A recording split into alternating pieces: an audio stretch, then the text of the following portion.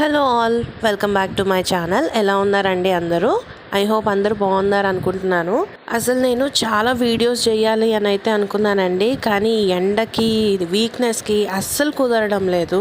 కానీ ఈ వీడియో అయితే నేను ఖచ్చితంగా చేయాలనుకున్నాను. ఈ వీడియోలో ముఖ్యంగా ప్రెగ్నెంట్ లేడీస్కి చాలా ఇన్ఫర్మేషన్ నేను పాస్ చేయాలనుకుంటున్నాను. అందుకని ఈ వీడియో మాత్రం ఓపిక తెచ్చుకొని మరీ చేస్తున్నాను. ముఖ్యంగా ఈ వీడియో వచ్చేసి what I eat in a day in third trimester అనమాట. ఇంకా ఆలస్యం చేయకుండా మన వీడియోని స్టార్ట్ చేసేద్దాం. ఫస్ట్ అయితే నేను నా బ్రేక్ఫాస్ట్ గురించి చెప్తున్నానండి. బ్రేక్ఫాస్ట్లో కానీ, లంచ్లో కానీ, డిన్నర్లో కానీ థర్డ్ ట్రైమిస్టర్ వచ్చిందంటే ఖచ్చితంగా మనము ప్రోటీన్ అనేది ప్రతి మీల్లో యాడ్ చేసుకోవడం చాలా ఇంపార్టెంట్.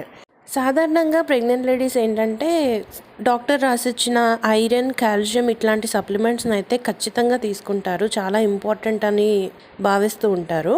కానీ బేబీస్ ఎదగడానికి, మదర్స్కి సపోర్ట్ ఉండడానికి ఐరన్, కాల్షియం, మల్టీవిటమిన్ ఎంత ఇంపార్టెంటో అలాగే థర్డ్ ట్రైమిస్టర్లో బేబీ వెయిట్ గ్రోత్ అనేది స్టార్ట్ అవుతుందన్నమాట. సో బేబీ వెయిట్ గ్రోత్కి మాత్రం ఖచ్చితంగా ప్రోటీన్ అనేది చాలా చాలా ఇంపార్టెంట్ అండి.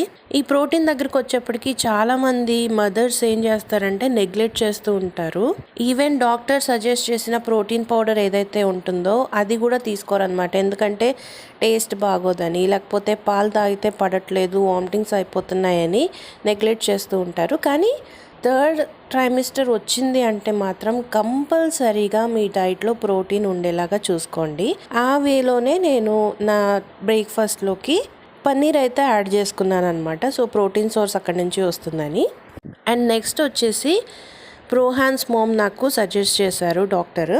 నన్నైతే రోజుకి కుదిరితే 2 సార్లు తీసుకోండి ప్రోహాన్స్ అని కూడా చెప్పారనమాట. సో ఏదైనా మిస్ చేస్తాను, కానీ ప్రోటీన్ పౌడర్ మాత్రం నేను అస్సలు మిస్ చేయడం లేదు థర్డ్ ట్రైమిస్టర్ వచ్చినప్పటి నుంచి. అండ్ నెక్స్ట్ ఇంకొకటి చాలా ఇంపార్టెంట్ విషయం చెప్తున్నానండి, ముఖ్యంగా ప్రెగ్నెంట్ లేడీస్కి అండ్ చిన్నపిల్లలకి అండ్ కొంచెం వయసు పెద్దగా ఉండే వాళ్ళకి. ఏంటంటే ఎండలు మండిపోతున్నాయండి, నిజంగానే చాలా దారుణంగా ఉన్నాయి. మీకు ఎంత వీలైతే అంత లిక్విడ్స్ తీసుకుంటూ ఉండండి. రీసెంట్గా నేను చాలా వీక్నెస్ వచ్చింది అని చెప్పి డాక్టర్ దగ్గరికి వెళ్ళాను. ఆవిడ నాకు చెప్పిన ఒకే ఒక మాట ఏంటంటే బాడీ బాగా డీహైడ్రేట్ అవుతుంది, సో లెక్క పెట్టుకొని 3 లీటర్స్ ఆఫ్ వాటర్ తాగుతూ ఉండాలి. అండ్ జ్యూసెస్ కానీ, కొబ్బరి బొండం నీళ్ళు కానీ, ఓఆర్ఎస్లు కానీ తాగుతూ ఉండాలి, లేకపోతే సెలైన్ ఎక్కించాల్సి వస్తుంది అని చెప్పారనమాట. సో నాకు సెలైన్ అనగానే కొంచెం టెన్షన్ స్టార్ట్ అయ్యింది. అప్పటి నుంచి ఇంట్లో తిరుగుతున్నా కానీ పక్కనే వాటర్ బాటిల్ పెట్టుకుంటున్నాను. సో మీరు కూడా ఖచ్చితంగా రోజుకి 3 లీటర్స్ ఆఫ్ వాటర్ తీసుకోవడము, కుదిరినప్పుడల్లా జ్యూసులు కానీ, కోకోనట్ వాటర్ కానీ ఇలాంటివి తీసుకోవడం చాలా ఇంపార్టెంట్ ఈ ఎండాకాలంలో. ఈ టిప్ని మాత్రం అస్సలు నెగ్లెక్ట్ చేయకండి. నెక్స్ట్ లంచ్కి వచ్చేప్పటికి నేను క్యారెట్, బీన్స్ 2 కలిపి ఫ్రై చేస్తున్నాను అనమాట. క్యారెట్ వచ్చేసి మనకి బ్లడ్ ఇంప్రూవ్ అవ్వడానికి హెల్ప్ చేస్తుంది. బీన్స్లో వచ్చేప్పటికి మనకి చాలా అంటే చాలా ఫైబర్ లభిస్తుంది. ఈ ఫైబర్ వచ్చేసి మనకి బ్లడ్లో షుగర్ లెవెల్స్ని కంట్రోల్లో ఉంచడానికి కూడా హెల్ప్ చేస్తుంది. అండ్ లంచ్లో నేను ప్రోటీన్ యాడ్ చేసుకోవడానికి కాస్త పెసరపప్పు నానబెట్టుకొని ఉంచుకున్నాను. దాన్ని నేను నార్మల్ ముద్దపప్పు ఎలా చేస్తారో అలాగే చేస్తున్నాను అనమాట. సో కర్రీ వచ్చేసి నేను చాలా సింపుల్గా ఇలా చేస్తున్నాను. జస్ట్ ఒక ప్యాన్లో ఆయిల్ హీట్ చేసుకొని అందులో క్యారెట్, బీన్స్ 2 ఒకేసారి వేసి పసుపు, ఉప్పు వేసాను. వేసి సిమ్లో పెట్టేసి మూత పెట్టేసి ఉంచేసాను. అది జస్ట్ ఒక 5 మినిట్స్లో అయిపోతుంది అనమాట. అది అయిపోయే లోపల నేను ఇక్కడ దోసకాయ పచ్చడి చేస్తున్నాను. చాలా సింపుల్ అండి. దోసకాయ, టొమాటో, పల్లీలు, వెల్లుల్లి, పచ్చిమిర్చి ఇవన్నీ విడివిడిగా ఫ్రై చేసుకొని కాస్త సాల్ట్ యాడ్ చేసుకొని మిక్సీ పెట్టుకోవాలి. అండ్ ఈ ఎండాకాలంలో మనం స్పైసీనెస్ అనేది ఎంత తగ్గించుకుంటే అంత మంచిది. ఇది కూడా నాకు డాక్టరే చెప్పారు. కారాలు, మసాలాలు మ్యాక్సిమం అవాయిడ్ చేయండి అని చెప్పారనమాట. సో కారం అనేది కాస్త తక్కువ తీసుకుంటేనే మంచిది ఎంత పచ్చళ్ళైనా సరే. ఇంకా ఆవకాయ, మాగాయ ఇలాంటి నిలువ పచ్చళ్ళు అయితే పూర్తిగా అవాయిడ్ చేయడం చాలా మంచిది. సో ఇక్కడ నాకు దోసకాయ పచ్చడి కూడా రెడీ అయిపోయింది.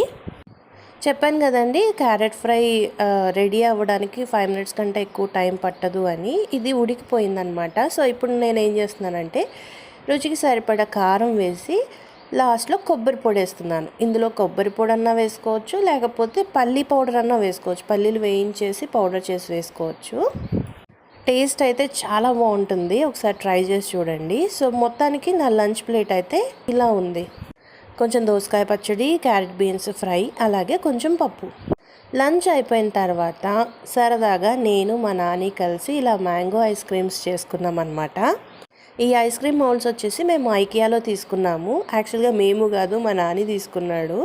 ఇందులో వాటర్ మిలన్ జ్యూస్ కానీ లేకపోతే మ్యాంగో జ్యూస్ కానీ ఇలాంటివి చేసుకొని ఇందులో వేసి ఒక హాఫ్ డే అలా డీప్ ఫ్రిడ్జ్లో పెట్టేస్తే మనకి చక్కగా ఐస్ క్రీమ్స్ రెడీ అయిపోతాయి. ఈ ఎండాకాలంలో బయట ఐస్ క్రీమ్స్ తినడం కంటే ఇలా ఇంట్లో చేసుకొని పిల్లలకి ఇవ్వడం చాలా మంచిది కదండి.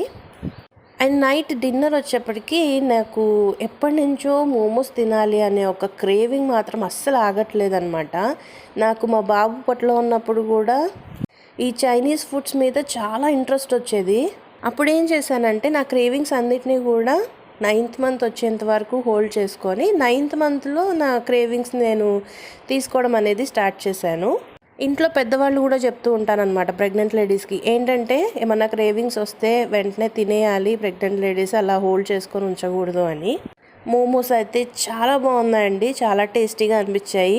ఇంకా ఇంటికి వెళ్ళి ఏం వంట చేస్తావులే అని చెప్పేసి అక్కడే ఫ్రైడ్ రైస్ ఏమైనా తీసుకుందాము అని చెప్పి పక్కన చూస్తే అక్కడ ఎమ్మీ ఎక్స్ప్రెస్ అని చెప్పేసి ఒక చైనీస్ ఫుడ్ బండి కనబడింది. బేసిక్గా ఆ బండిని చూసి నేను ఎగ్జైట్ అయ్యాను, ఎందుకంటే ఈ బండి గురించి యూట్యూబ్లో అండ్ యూట్యూబ్ షార్ట్ వీడియోస్లో నేను చాలా చూశాను అనమాట.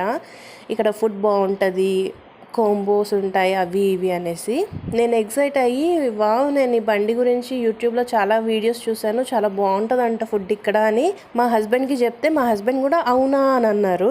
వాళ్ళు చేయడం కూడా చాలా పద్ధతిగా నీట్గా చేశారనమాట. నేను వాళ్ళు చేసిన పద్ధతిని చూసి కూడా వావ్, ఇక్కడ ఏదో చాలా బాగుండేటట్టే ఉంది ఫుడ్ అనుకున్నాను.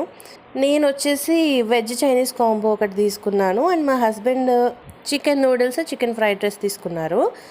ఆ తర్వాత పక్కనే కీ చైన్స్ అమ్ముతూ ఉంటే మా నానిబాబు ఒక 3 కీ చైన్స్ కూడా కొనుక్కున్నాడు. ఇంకా బయటకు వస్తే ఏదో ఒక ఖర్చు పెట్టించాలి కదా నాన్న చేత. సో అలా కీ చైన్స్ కొనిపించుకున్నాడు. వాడైతే ఫుల్ హ్యాపీ కీ చైన్స్ వల్ల. కార్లోనే స్టార్ట్ చేశాడు ఆడుకోవడము. అండ్ ఇంటికి వెళ్ళిన తర్వాత నేను చాలా ఎక్సైటెడ్గా ఓపెన్ చేశానండి నా వెజ్ చైనీస్ కాంబో. అందులో ఒక ఆనియన్ సలాడ్ ఇచ్చారు అండ్ పొటాటోతో చేసింది ఏదో ఇచ్చారు, మంచూరియా ఇచ్చారు అండ్ ఒక స్ప్రింగ్ రోల్ ఇచ్చారనమాట. ఫ్రైడ్ రైస్ తీసుకున్నాను, అంటే ఫ్రైడ్ రైస్ కానీ నూడిల్స్ కానీ ఏదో ఒకటి తీసుకోవచ్చు, మనం ఆప్షన్ చెప్పొచ్చు. యాక్చువల్గా నాకు స్ప్రింగ్ రోల్స్ అంటే చాలా ఇష్టం, కానీ అది నేను ఒక బైట్ తీసుకున్నప్పటికీ నోరంతా ఎంత కారం కారం అయిపోయిందంటే అస్సలు బాగాలేదు. అసలు యూట్యూబ్ వీడియోస్ ఎందుకు అట్లా చేశారో నాకు అర్థం కాలేదు. చాలా వీడియోస్ ఉన్నాయి ఈ ఎమ్మీ ఎక్స్ప్రెస్ బండి మీద, సూపర్ ఉంటుంది టేస్ట్ అది ఇది అని. నేను ప్రతి ఐటెం ట్రై చేశాను, ప్రతి ఐటెంలో కారం తప్ప ఏమీ లేదనమాట.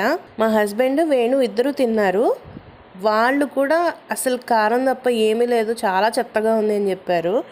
మొత్తానికి మేమైతే తీసుకొచ్చుకున్నాం కానీ అది అసలు తినలేకపోయామన్నమాట. మా హస్బెండ్ బేసిక్గా కారం ఎక్కువ తింటారు, కానీ అందులో ఎంత కారం ఉందంటే మా హస్బెండ్ కూడా ఫుడ్ తినలేక పడేశారనమాట.